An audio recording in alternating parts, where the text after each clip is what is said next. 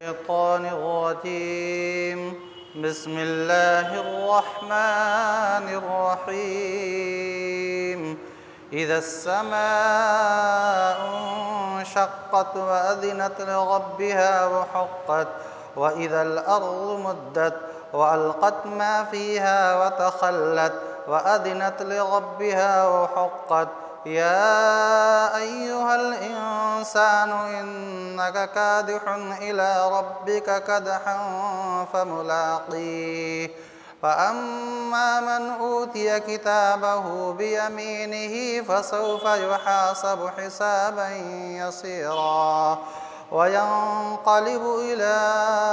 أهله مسرورا وأما من أوتي كتابه وراء ظهره فسوف يدعو ثبورا ويصلى سعيرا إنه كان في أهله مسرورا إنه ظن أن لن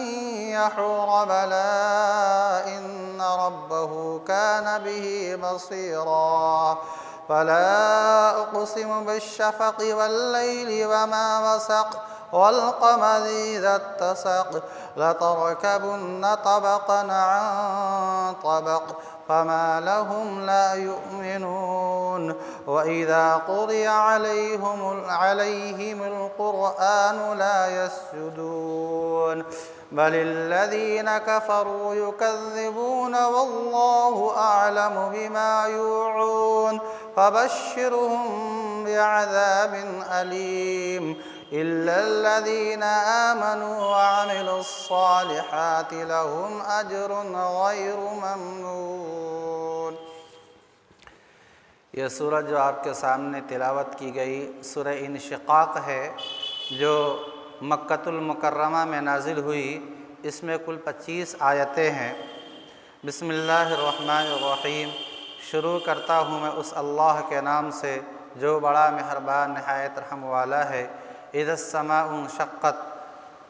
یاد کرو اس وقت کو اے انسانوں جب آسمان میں شغاف پڑ جائے گا، آسمان پھٹ جائے گا۔ اور آسمان کے پھٹنے سے مراد یہ ہے کہ آسمان جب پھٹے گا تو آسمان سے بادل کی شکل میں، بادل نہیں، بادل کی شکل میں کوئی چیز من جانب اللہ دکھائی دے گی اور اس سے فرشتے اتریں گے۔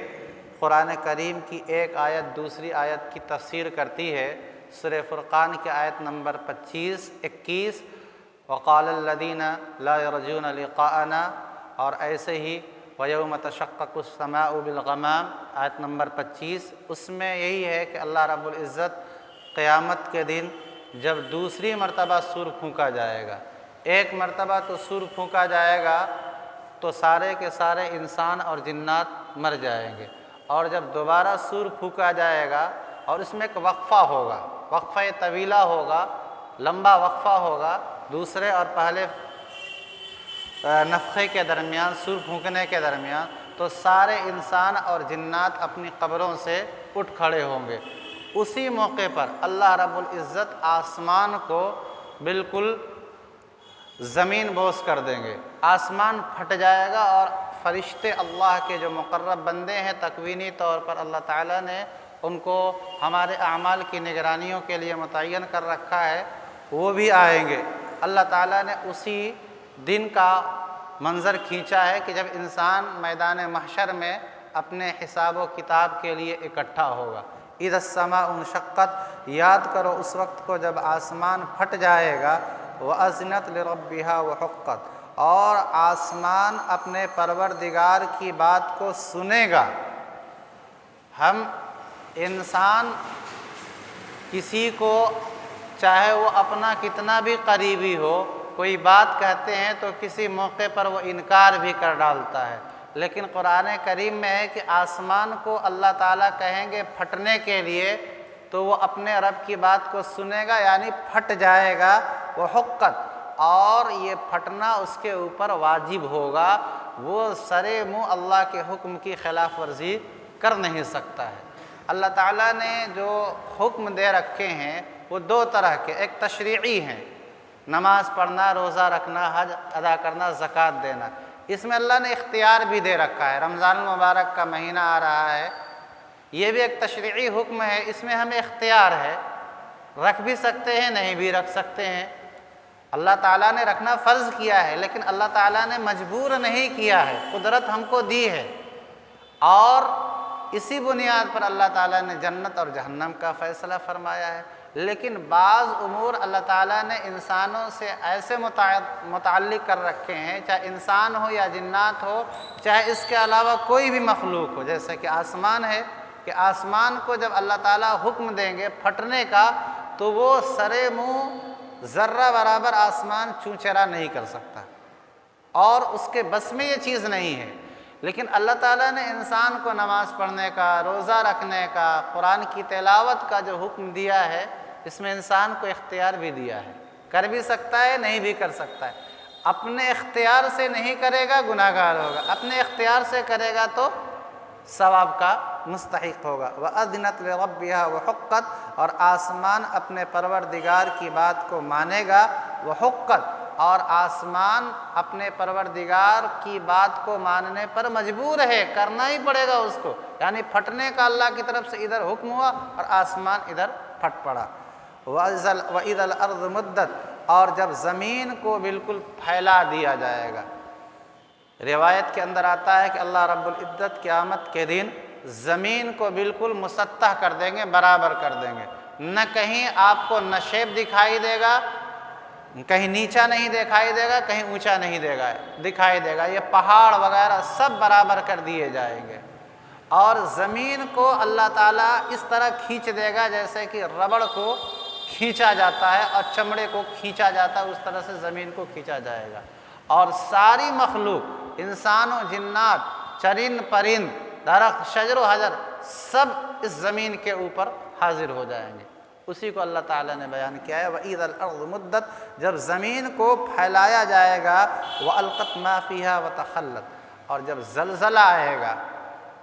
اور زمین اپنے اندر کے دفینوں کو اگل دے گی، پھینک دے گی۔ زمین کے اندر اللہ تعالیٰ نے خزانے بھی رکھے ہیں، سونا، چاندی، کوئلے، لوہے، جتنی بھی دھات ہیں سب اللہ نے زمین کے اندر رکھے ہیں، اور اللہ تعالیٰ نے زمین کے اندر انسان کے جسم کو بھی رکھا ہے۔ مرتا ہے انسان تو اللہ تعالیٰ اس کو زمین میں حکم دیتا ہے کہ قبر کھود کر کے ڈال دو، تو سب کے سب زمین سے باہر آ جائیں گے۔ وَأَلْقَتْ مَا فِيهَا وَتَخَلَّتْ، اور یہ زمین پھینک دے گی اپنے اندر کے سارے دفینوں کو، چاہے وہ خزانے ہوں چاہے وہ مردے ہوں۔ وَتَخَلَّتْ، اور زمین کا پیٹ بالکل خالی ہو جائے گا، اب زمین کے اندر کچھ نہیں رہے گا، وہ سب زمین کے اوپر آ چکا ہوگا۔ وَأَذِنَتْ لِرَبِّهَا، اور زمین کو اللہ کی یہ بات ماننی ہوگی، وحقت، اور یہ ماننا اس کے اوپر لازم ہوگا۔ اللہ تعالیٰ نے انسانوں کو مخاطب کر کے کہا کہ جب ایسا ہوگا، آسمان پھٹ پڑے گا، زمین بالکل کھینچ کر کے جو ہے چوڑی کر دی جائے گی، اور زمین کے سارے دفینے انسان تم بھی باہر آ جاؤ گے، اور تمہاری کوشش آخر تک،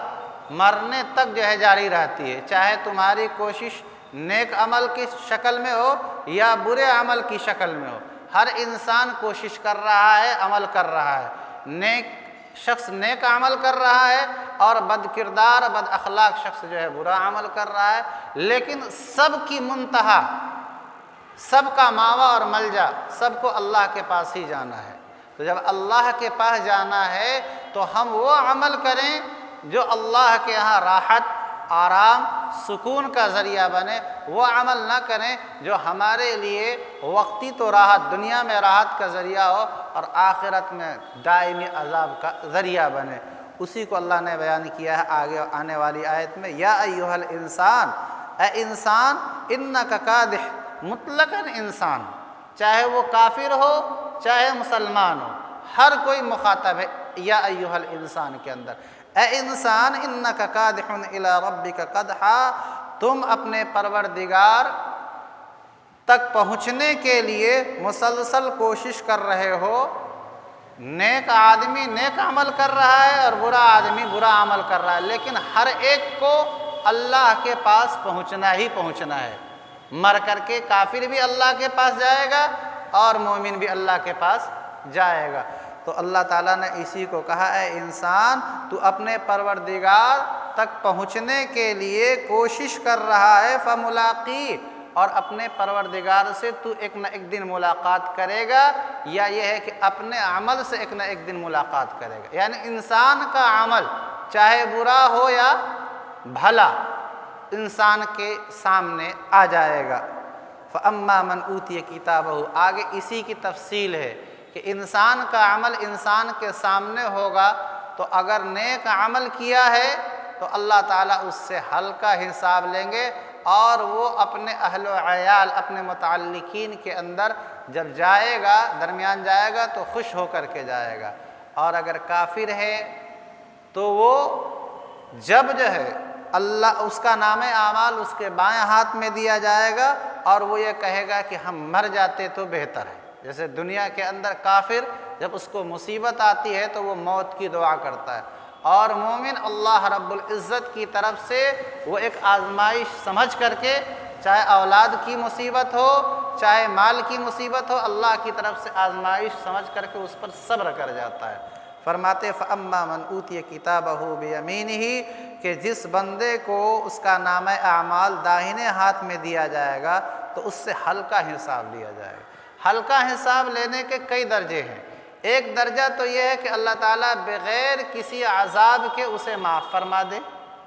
تو پھر حساب کا مطلب ہوگا اللہ کے سامنے پیش کیا جانا۔ اللہ کے نبی علیہ السلام نے جب کہا کہ من حوصب فقد عذب، جس سے حساب لیا جائے تو اسے سزا مل جائے گی، تو حضرت عائشہ رضی اللہ تعالیٰ عنہا نے فرمایا کہ آپ کہتے ہیں کہ حساب لینے پر اللہ کے ہاں سزا ملے گی، تو قرآن میں تو ہے کہ فَسَوْفَ يُحَاسَبُ حِسَابًا يَسِيرًا، کہ ہلکا حساب تو ہوگا، اور وہ جس سے ہلکا حساب ہوگا وہ خوش ہوگا۔ اس کا مطلب یہ ہے کہ اس کو سزا نہیں ہوگی۔ تو اللہ کے نبی علیہ السلام نے فرمایا کہ قرآن کریم میں جو حساب یسیر کہا گیا ہے اس سے مراد ہے اللہ کے سامنے پیش کیا جانا، اور مومن بندے کے سارے اعمال اللہ کے سامنے پیش کیے جائیں گے، جن میں سے بعض ایسے بھی ہوں گے جو قابل گرفت ہوں گے، لیکن ایک درجہ جو ہے کہ پہلے درجے کے اعلیٰ درجے کے مومنین وہ ہوں گے کہ اللہ رب العزت ان کو صرف پیش تو کیا جائے گا، اور بغیر کسی عذاب کے، بغیر کسی سزا کے ان کو جنت کا پروانہ دے دیں گے۔ اللہ تعالی ہم سب ان کو ویسے بنائے۔ لیکن عام مومنین کا حال یہ ہوگا کہ اللہ تعالیٰ جو ہے ان کو ان کے گناہوں کی سزا دے کر کے جنت میں داخل کریں گے، وہ بھی حساب یسیر کے اندر داخل ہیں۔ فَأَمَّا مَنْ أُوتِيَ كِتَابَهُ بِيَمِينِهِ، جن لوگوں کا نام اعمال داہنے ہاتھ میں ہوگا تو ان سے ہلکا حساب لیا جائے گا، وَيَنْقَلِبُ إِلَىٰ أَهْلِهِ مَسْرُورًا، اور وہ اپنے گھر والے، اپنے رشتہ داروں کے پاس خوش ہو کر کے آئے گا۔ گھر والے، رشتہ دار میدان محشر کے اندر یا تو یہ ہے کہ جنت کے اندر حوریں جو ہوں گی، جو متعین ہے جنتیوں کے لیے، اہل سے مراد وہ ہے، یا وہ لوگ جو اس کے دنیا کے اندر واقعی رشتہ دار تھے، ماں باپ بھائی بہن، یہ ان کے پاس جائے گا تو خوش ہو کر کے جائے گا۔ جیسے دنیا کے اندر کوئی اس کو خوشی کا موقع ہاتھ آتا ہے تو وہ اپنے جا کر کے باپ کو، اپنی ماں کو، اپنے بھائی کو خوشی سناتا ہے کہ دیکھو میرا اچھا رزلٹ آیا ہے، مجھ کو یہ جو ہے دنیا کی دولت ملی ہے، اور اس کے متعلقین خوش ہوتے ہیں، تو آخرت میں بھی وہ اپنے رشتہ داروں کے پاس جائے گا تو خوش ہو کر کے جائے گا۔ اور یہ خوشی کی چیز بھی ہے کہ نامہ اعمال اس کے دائیں ہاتھ میں ملا ہے۔ وَأَمَّا مَنْ أُوتِيَ كِتَابَهُ وَرَاءَ ظَهْرِهِ، اور جس کا نام اعمال اس کے ہاتھ کے پیچھے، اس کے پیٹھ کے پیچھے سے دیا جائے گا۔ پیٹھ کے پیچھے سے یا تو مراد یہ ہے کہ اس کی مشقیں باندھ دی جائیں گی، جس طرح سے کہ جو ہے ایک مجرم کی باندھ دے جاتے ہیں ہاتھ جو ہے، یا یہ کہ اللہ تعالیٰ اس کا ہاتھ جو ہے پیچھے کو کر دے گا، جو آگے کو ہاتھ تھا وہ پیچھے کو کر دیا جائے گا، اور جو ہے بجائے داہنے ہاتھ میں دینے کے بائیں ہاتھ میں پیچھے سے اس کے نام اعمال کو دیا جائے گا۔ یہ اس کے جہنمی ہونے کی اور ہمیشہ ہمیش کے جہنمی ہونے کی نشانی ہوگی۔ اللہ ہماری حفاظت فرمائے۔ وَأَمَّا مَنْ أُوتِيَ كِتَابَهُ وَرَاءَ ظَهْرِهِ، کہ جس کو اس کا نام اعمال پیٹھ کے پیچھے سے دیا جائے گا، فَسَوْفَ يَدْعُو ثُبُورًا، وہ موت موت چلائے گا، یعنی وہ یہ کہے گا کہ ہم کو موت ہو جائے تو بہتر ہے، اس لیے کہ نام اعمال بائیں ہاتھ میں دینا یہ اس بات کی علامت ہے کہ وہ جہنمی ہے۔ وَيَصْلَىٰ سَعِيرًا، اور یہ بدبخت جو ہے جہنم میں جائے گا۔ إِنَّهُ كَانَ فِي أَهْلِهِ مَسْرُورًا، جبکہ یہ جس کو نام اعمال بائیں ہاتھ میں دیا گیا ہے دنیا کے اندر اپنے گھر والوں کے درمیان مسرورا خوش رہا کرتا تھا، اور یہ جس کو نام اعمال دائنے ہاتھ میں دیا گیا ہے، قرآن کریم کے اندر ہے کہ جس کو نام اعمال دائنے ہاتھ میں دیا جائے گا وہ کہے گا کہ ہم تو اپنے گھر والوں کے درمیان رہ کر کے بھی مشفقین اللہ سے ڈر رہے تھے، چین سکون نہیں آ رہا تھا، اللہ کے ہاں پتہ نہیں کون سی جو ہے ہماری گرفت ہو جائے، یہ اللہ سے غافل ہو کر کے کان فی اہلی مسرورا، بڑا خوش تھا کہ بس دنیا ہی ہماری سب کچھ ہے، آخرت میں کوئی حساب کتاب نہیں ہوگا۔ تو اس نے دنیا کی دولت کو، دنیا کی خوشی کو آخرت پر ترجیح دیا، اور جس کا نام اعمال دائنے ہاتھ میں ملا اس نے جو ہے دنیا کے مقابلے میں آخرت کو ترجیح دیا۔ وَإِنَّهُ كَانَ فِي أَهْلِهِ مَسْرُورًا، جبکہ یہ نام اعمال جس کو بائیں ہاتھ میں ملا ہے جہنمی، یہ اپنے گھر والوں کے درمیان بڑا خوش اور مگن تھا۔ إِنَّهُ ظَنَّ أَن لَّن يَحُورَ، وہ یہ سمجھ رہا تھا کہ ہرگز پروردگار کے پاس جانا نہیں ہے۔ اللہ تعالیٰ نے کہا بلا، ایسا ہرگز نہیں، اسے تو اللہ کے پاس جانا ہی جانا ہے۔ ان ربہ کان بہ بصیرا، بے شک پروردگار اس کو خوب اچھی طرح سے دیکھ رہا ہے۔ اللہ دیکھ رہا ہے تو محض دیکھنا نہیں، یہ سزا اور جزا کی نظر سے دیکھنا ہے۔ اللہ دیکھ رہا ہے، ہم بھی دیکھ رہے ہیں، بہت سے لوگوں کو دیکھتے ہیں اچھا کرتے ہوئے، برا کرتے ہوئے، ہم اچھے کو کوئی انعام نہیں دے سکتے، برے کو کوئی سزا نہیں دے سکتے، لیکن اللہ کا دیکھنا اس نظر سے نہیں ہوگا، جزا اور سزا دینے کی نظر سے ہوگا۔ فلا اقسم بالشفق، میں قسم کھاتا ہوں سورج ڈوبتے وقت، سورج کی جو ٹکیا ہوتی ہے اس کو شفق کہا جاتا ہے، جو بالکل ہلکی ہوتی ہے۔ سورج ڈوبنے کے وقت آپ دیکھیں گے سورج کی روشنی ماند پڑ جاتی ہے، وہ اس علامت ہوتی ہے کہ وہ رات شروع ہو چکی ہے۔ اللہ تعالیٰ نے اس آگے اور آیت جو آ رہی ہے واللیل وما وسق، اور قسم ہے رات کی اور ان تمام چیزوں کی جس کو رات جمع کر لے، کہ انسان کی زندگی کے اندر بھی مختلف حالات آتے ہیں کہ انسان ماں کی پیٹ میں رہتا ہے 9 مہینے تک، اور اس سے پہلے بھی انسان نطفہ رہتا ہے، منی رہتا ہے، پھر 40 دن کے بعد وہ بندھا ہوا خون بنتا ہے، پھر اس کے بعد جو اللہ تعالیٰ جو ہے اس کو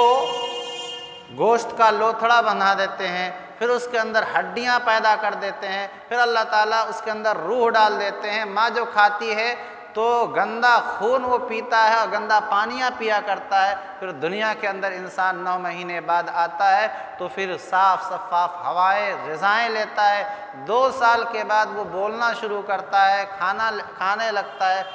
اور اس کی زندگی کے اندر مختلف مراحل آتے ہیں، بچپنے کا مرحلہ، جوانی کا مرحلہ، پھر بڑھاپے کا مرحلہ۔ کہا دیکھو تم ہماری کائنات میں ہی غور کر لو، رات کی ابتدا شفق سے ہے، سورج ڈوبا، سورج کی روشنی ماند پڑی، یہ تمہاری زندگی کو بتا رہی ہے کہ ہر چیز کے اندر انقلاب ہو رہا ہے، تو تمہاری زندگی ہمیشہ ایسے ہی نہیں رہے گی، تم کو بھی ہمارے پاس آنا ہے، لہذا تم بجائے دنیا کے آخرت کی فکر کر لو۔ فلا اقسم بالشفق، میں قسم کھاتا ہوں شفق کی اور رات کی اور ان تمام چیزوں کی جو رات اپنے اندر جمع کر لیتی، رات اپنے اندر جمع کر لیتی ہے، جتنے بھی چرند ہو، پرند ہو، درند ہو، سب رات ہوتے ہی اپنے اپنے ٹھکانے پہ چلے جاتے ہیں اور اپنے اپنے کھانے اور اپنے اپنے سامان کو اکٹھا کر لیتے ہیں۔ اللہ تعالیٰ نے فرمایا کہ میں اس کی بھی قسم کھاتا ہوں، اور قسم کھاتا ہوں چاند کی اذا اتسق، جب وہ کامل و مکمل ہو جائے۔ چاند شروع کے اندر، شروع مہینہ جو عربی کا شروع ہوتا ہے تو بالکل ہلکا سا ایک ٹکیا ہوتا ہے، اور بڑھتے بڑھتے وہ 14ویں کا چاند جب ہوتا ہے اللہ نے اس کو بیان کیا، جس کے اندر آپ دیکھ بھی سکتے ہیں کتابیں وغیرہ جو ہے، اور جن کی بینائی اچھی ہوتی ہے وہ پڑھ بھی لیتے ہیں۔ والقمر اذا اتسق، اور قسم ہے چاند کی جب وہ مکمل ہو جائے، لترکبن طبقا عن طبق، اے انسان تم جو ہے ایک حالت کے بعد دوسری حالت میں ضرور پہنچو گے، یعنی تمہارے اوپر حالات پے در پے آتے رہیں گے، کبھی خوشی کبھی غم، لیکن تم کو حالات سے گھبرانا نہیں ہے۔ فما لہم لا یؤمنون، اللہ تعالیٰ نے آگے کہا کہ ہم نے اپنی مخلوقات میں غور کرنے کے لیے، خود انسان کی ذات میں غور کرنے کے لیے ہزاروں نشانیاں دے رکھی ہیں، اس کے باوجود انسان کیوں نہیں ایمان لے آتا؟ یعنی کفار مکہ، فما لہم لا یؤمنون، کیا ہو گیا کہ یہ لوگ ایمان نہیں لاتے؟ وَإِذَا قُرِئَ عَلَيْهِمُ الْقُرْآنُ، اور جب ان کے سامنے قرآن کریم کی تلاوت کی جاتی ہے، لا یسجدون، تو یہ اللہ کے سامنے جو ہے سرنگوں بھی نہیں ہوتے۔ اور یہاں سجدہ سے مراد صرف سر کو زمین پہ رکھ دینا مراد نہیں ہے، اللہ تعالیٰ کی اطاعت کرنا، چونکہ کفار مکہ اللہ کی اطاعت ہی نہیں کرتے تھے، پورے قرآن ہی کو نہیں مانتے تھے، تو خاص طور پر یہ آیت پڑھ کر کے سجدہ کرنا مراد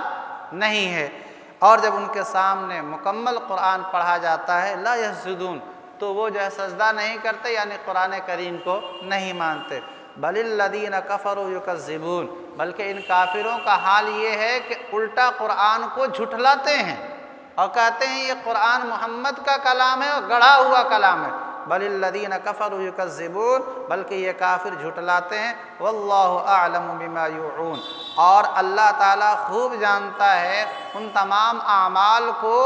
جو یہ محفوظ کر رہے ہیں، یعنی بداعمالیاں جو یہ بھیج رہے ہیں آگے، اللہ اس کو اس کے بارے میں علم ہے، اور اللہ تعالیٰ اس کی ان کو سزا دے گا۔ فبشرہم بعذاب علیم، اے محمد آپ ان کفار مکہ کو دردناک عذاب کی بشارت دے دیجئے۔ الا الذین آمنوا، فرمایا کہ ہاں اللہ تعالیٰ جو ہے ان مومنین کو دردناک عذاب کی بشارت نہیں دے رہے ہیں جو نیک عمل کر رہے ہیں، ہاں جو لوگ ایمان لائے اور عمل صالح کرے۔ ایمان محض نجات کے لیے کافی ہو سکتا ہے، لیکن کچھ نہ کچھ بہانہ اور وسیلہ چاہیے، اس لیے جہاں بھی ایمان آیا ہے اللہ تعالیٰ نے قرآن کریم کے اندر عمل صالح کا بھی تذکرہ کیا ہے کہ مگر وہ لوگ جو ایمان لائے، نیک عمل کیے، ان کے لیے وہ اجر ہے، وہ ثواب ہے غیر ممنون، جو کبھی بھی ختم نہیں ہوگا۔ یہ اب چونکہ کل سے رمضان المبارک شروع ہو جائے گا، تو یہ مقدس عمل جو درس قرآن کا تھا، رمضان المبارک میں زیادہ سے زیادہ ہم قرآن کریم کی تلاوت کریں اور ذکر و اذکار میں مشغول رہیں، خوب سے خوب درود پڑھیں، اس لیے یہ عمل رمضان کے مہینے میں موقوف کیا جاتا ہے۔ انشاءاللہ عید کے بعد سے پھر دوبارہ یہ عمل شروع کیا جائے گا۔ اللہ جزائے خیر دے آپ حضرات کو کہ آپ حضرات شروع سے لے کر کے اب تک جو ہے اس قرآن کریم کے ترجمے کو سنتے رہے اور حتی الامکان کوشش کرتے رہے اس پر عمل کرنے کی، اور ہم الحمدللہ تقریباً آخر سے 3 پاؤ کے قریب پہنچ چکے ہیں۔ اس کے بعد جو سورہ تطفیف ہے، جس میں جو ہے جہاں ہم پہنچ کر کے 3 پاؤ، اور اللہ رب العزت کا کلام ایک سمندر ہے، اس کی ایک آیت پر اگر ہم پوری زندگی غور و خوض کریں لگائیں تب بھی ناکافی ہے۔ بہر کے 6 مہینہ 7 مہینہ سے ہم جو ہے اگر 3 پاؤ بھی قرآن کریم کا ترجمہ اور تفسیر پڑھے ہیں تو یہ اللہ کا ہم پر احسان ہے۔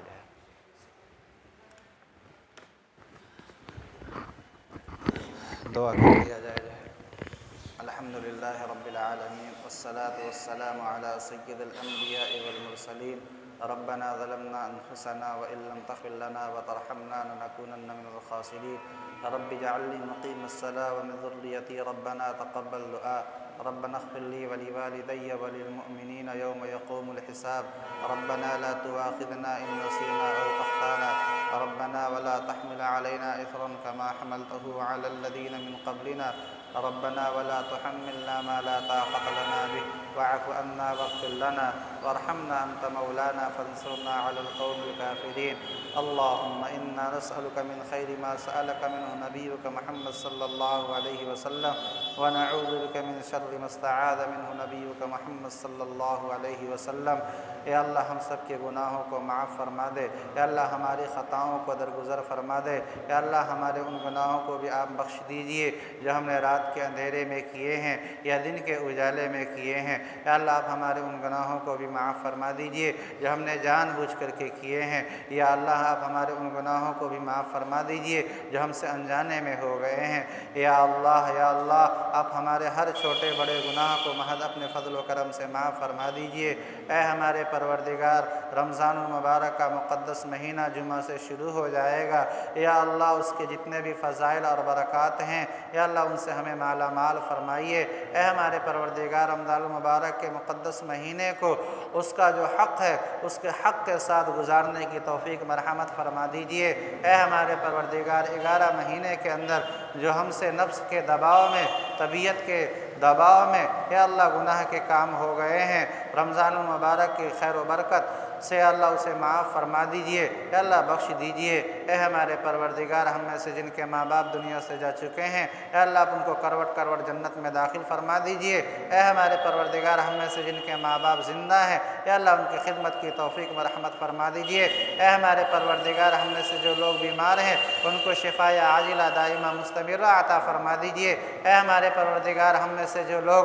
کاروبار جن کے خراب چل رہے ہیں یا اللہ ان کے کاروبار کو مستحکم بنا دیجئے۔ اے ہمارے پروردگار، ان کے کاروبار کو مضبوط بنا دیجئے۔ یا اللہ جو کمیاں خامیاں ہیں اللہ ان کو دور فرما دیجئے۔ اے ہمارے پروردگار، ہم میں سے جو لوگ مقروض ہیں، قرض کے بوجھ میں دبے ہوئے ہیں یا اللہ ان کو بار قرض سے سبکدوشی عطا فرما دیجئے۔ اے ہمارے پروردگار، ہمارے حاضرین میں سے اور ان کے رشتہ داروں میں سے یا اللہ جن لوگوں کے بچے یا بچیاں غلط راستے پر چل پڑے ہیں یا اللہ ان کو صحیح راستے پر چلنے کی توفیق مرحمت فرما دیجئے۔ یا اللہ ہمیں بھی نماز پنجگانہ، روزہ اور حج کی توفیق عطا فرما دیجئے۔ اے اللہ ہمارے پڑوس میں رہنے والے ہر مومن مرد و عورت کو دین کا پابند بنا دیجئے۔ سبحان ربک رب العزت عما یصفون وسلام علی المرسلین والحمد للہ رب العالمین برحمتک یا ارحم